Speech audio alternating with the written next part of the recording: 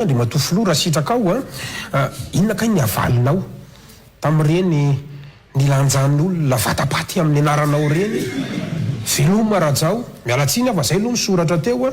nilanjain'olona vatapaty ianao tamin'ny fotoan'androny ary nilanjain'olona resory ihany koa ianao olom-boafidy mitondra an'izany mba araroty kely raha mba azonao valiana eto amin'ny fandaratsika manahoana ny fahitanao an'ireny manakavaly an'ireny ve ny flora tsonary mampianana hery resoro anke tsy maninona fa ny resoro anke ohatra ny amortisseur ihany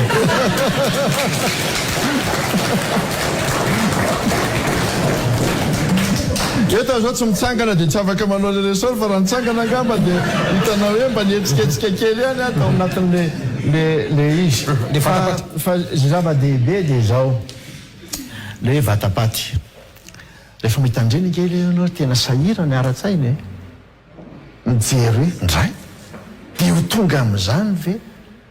ary le filanjana vatapaty eo ihany fa tena lay sotoavina malagasy mihitsy tonga amin'izany zavatra zany tena mampieritreritra hoe dia efa simba tahaka an'izany ve lo sopotika tahaka an'izany ve hitetsaina amin'ny malagasy fa izao zay le demokrasia zay mbola narajonary mampianina nrajonary mampianina fa tsy afeniko zay zavatra zay fa mila mahazaka an'izany ny mpitondra hoanatra ho an'ny rehetrarehetra ho an'ny demokrasia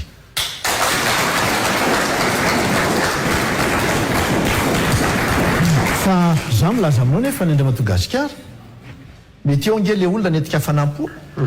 fa hatramin'izay mandra-patonga ny androany za mieritreritra fa mba mety tsy matory ihany reny olona lanjalanja reny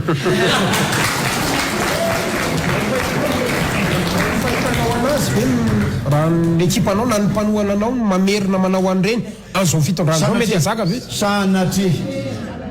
tsy avy aminay sy tsy avy amiko mihitsy zany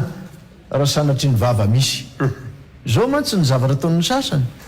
le zavatra enjena takareny dia mody volovolena ry ambadika ry dia hoe io raha jaonary mampianina fa mamaly fatsy ohatran'izany aza adiny foana ny teniko Andriamatogasikara aza mamaly herisetra ny herisetra aza mamaly fankahalana ny fankahalana aza mamaly tsy fitiavana ny tsy fitiavana aza mamaly basy ny basy zay fa tsy mitondra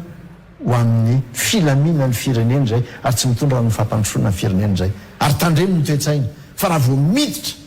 amin'izany ny toetsaina dia mikrosofahana ny toetsaina ary zany mahatonga ny firenena ikrosofahana